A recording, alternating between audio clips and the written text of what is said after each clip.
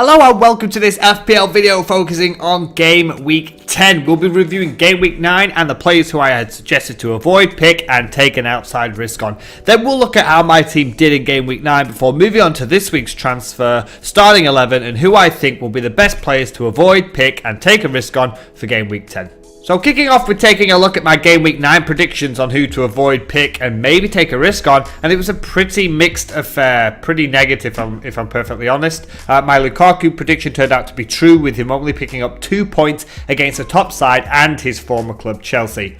However, Hazard only bagged 1 point in this game despite Chelsea grabbing 2 goals. My play to risk, Murray, only played 15 minutes against Newcastle despite his recent good form, but my outsider pick of Sturridge playing turned out to be correct. However, he did fail to score or get an assist despite getting a chance in the first team. However, you can argue that he should have at least got an assist given the chances that he provided, 1 to Salah and 1 to Firmino. As for myself, it was a hugely average week. Certainly not the kind of week that I was looking at. I didn't think it was going to be an amazing week, but I thought it was going to be a little bit better than what I did. So at the back, I predicted that Arnold wouldn't play and relied on Bennett, whose Wolves side had a great defensive record going into the game against an out-of-form Watford side. However, he picked up 0 points in a very disappointing home result. Alonso didn't pick up an assist and Chelsea conceded 2 goals, leaving Robertson to pick up the defensive slack. Across the midfield was a sea of disappointment, with only Salah grabbing any meaningful points, yet his future remains in doubt with the return of De Bruyne and the need of a much needed cash injection. Up top saw Wilson fire blanks against a shaky Saints side, whereas Mr. Reliable Sergio Aguero bagged a goal against Burnley before yet again being replaced in the 65th minute. So this week sees 2 transfers, seeing a negative 4 points going into Game Week 10. I felt that this was much needed for the future of this FPL side because I couldn't keep spreading my 1 week transfers, the free transfers that you get, for much longer.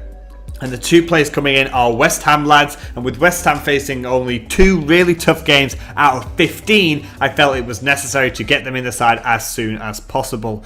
So up top sees Arnautovic come in for Wilson, with Bournemouth facing some difficult ties, and Zabaleta now getting consistent 90 minutes under his belt. He comes in for Alexander-Arnold. I had mentioned that I had thought about a straight swap between Arnold and Pereira, but I felt that for Zabaleta's price, I think he'll go well at the back. Now he's playing 90 minutes for West Ham, and like I said before, they have a good run of fixtures. I do still have plans to shuffle players around in the future, with the sale of Salah providing money to improve my defence midfield. I know a lot of people want Jorginho out of this side. However, I don't want to commit too much too soon, especially with Liverpool facing only 1 tough fixture in the next 7 weeks away to Arsenal. So Salah still has a chance to stay in this side. Heading into this week's starting 11, and we see a formation change to the side with us setting up with a 3-4-3. So Foster stays in goal after picking 6 points up last week, and they're playing Huddersfield, so I'm expecting a clean sheet again this week. Zabaleta goes in at the back line alongside Robertson and Alonso. The midfield 4 consists of the Chelsea pair, Jorginho and Hazard, and Mora facing a tough home game against Man City alongside the captain of the week, Salah, who play Cardiff at home. Up top sees Ings get his chance to prove his worth at home to Newcastle. Aguero is away at Spurs, hoping to play more than 65 minutes, and Arnautovic, who looked menacing against Spurs in Game Week 9, travels to play Leicester City. So on the bench we see Walcott sat there as his side travels to Old Trafford, alongside bench regular Wan-Bissaka and Bennett of Wolves.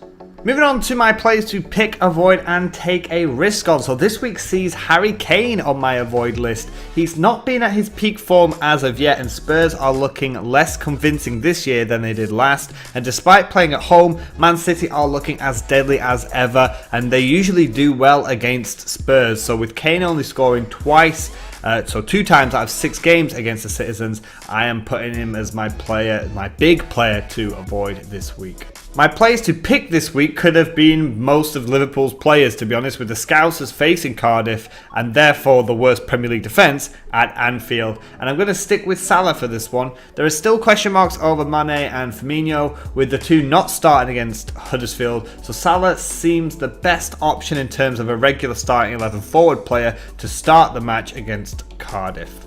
My risk of the week could have been Sturridge again, as I think he will feature in Game Week 10. However, I'm going to side with Schürrle of Fulham. They had a disappointing result against Cardiff in Game Week 9, but Schürrle has bagged 2 goals in 2 games, and despite facing an informed Bournemouth side who have done very well defensively this year, I think he will still have a hand in a goal or an assist during this game. So that was my look back on Game Week 9 and predictions for Game Week 10. I hope you enjoyed the video, and let me know which game are you looking forward to this weekend and which player in your side are you relying on the most this game week. And as always, have a good one.